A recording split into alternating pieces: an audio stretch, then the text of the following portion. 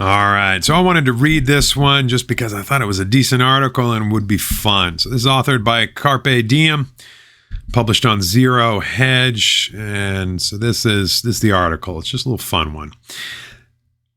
So now that the Democratic Party has established that it's fair game to reimagine the rule of law in an attempt to jail a former president of the United States for a maximum sentence of 700 plus years, or Moses' lifespan 3 times over, that benighted party should be fully prepared to accept the consequences in the not so unlikely event that a Republican takes back the White House come January 2025. Here's what should occur with our new GOP administration post haste.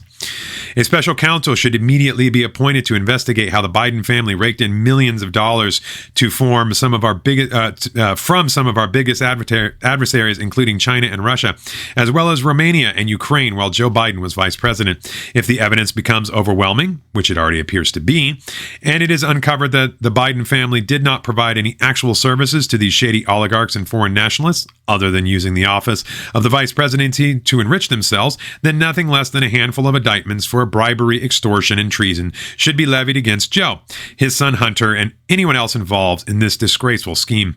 Simultaneously, a special counsel should be appointed to look into Hillary Clinton's 2016 presidential campaign to determine what she knew about the phony Russian dossier that her campaign funded and was then used in an attempt to take down a duly elected president of the United States.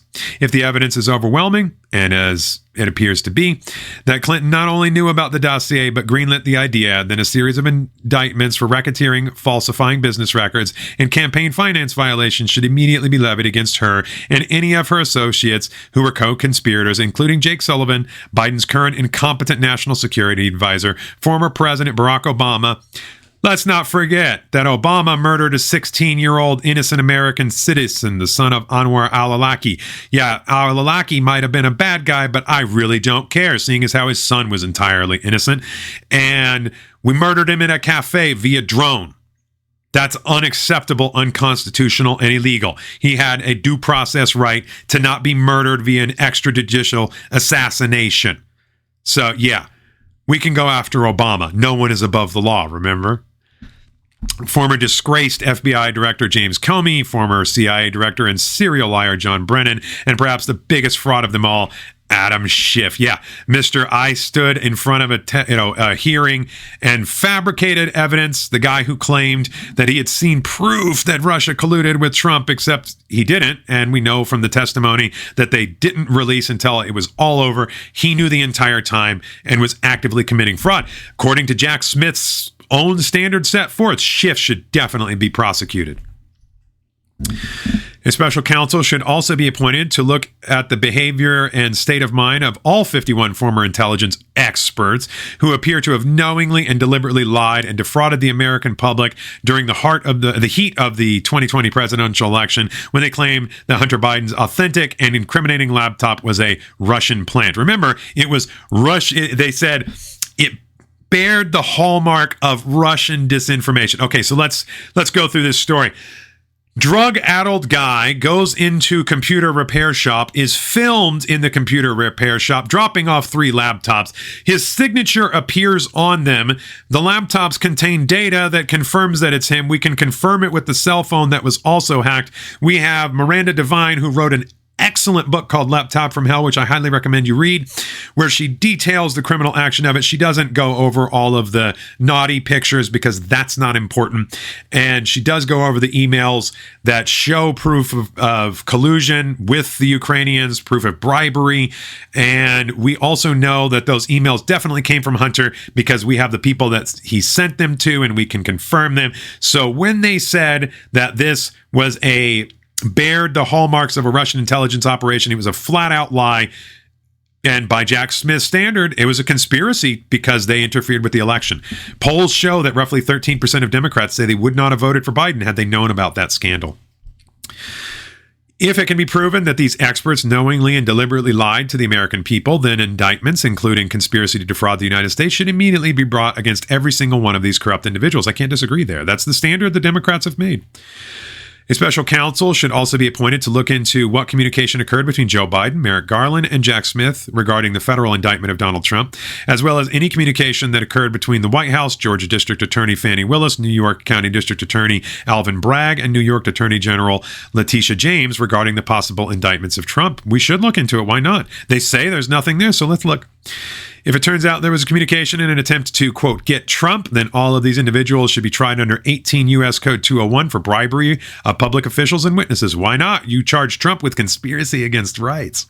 Finally, a special counsel should look into every single Democratic politician, CNN news anchor, or Washington Post, quote, reporter who publicly supported and encouraged the 2020 Black Lives Matter and Antifa riots that left 2,000 police officers blinded or injured, more than 24 people dead, 35. That's the working number. 35 plus is the dead. And property damage that reached $2 billion. $3 billion was the final number, and that's just the insurance. That's just what was claimed. Real property damage is probably around the $4 to $5 billion mark. And total number of injuries in the 6 digits. Anyone who promoted the summer of mayhem, death, and destruction, including Kamala Harris, who posted her support to bail out violent arsonists, as well as failed anchors Chris Cuomo and Don Lemon, who encouraged and were sympathetic to these criminals. Yeah, remember, Chris Cuomo went out and said, where does it say that protests are supposed to be peaceful? I don't know, the First Amendment. That went around terrorizing communities night after night for months should be indicted under 18 U.S. Code 373 for solicitation to commit a crime of violence. If everything you just read sounds completely absurd, remember, the rule of law doesn't matter anymore. I didn't set the standards. The Stalinist regime in power did. As Billy Joel might say, we didn't start the fire. And I have to agree.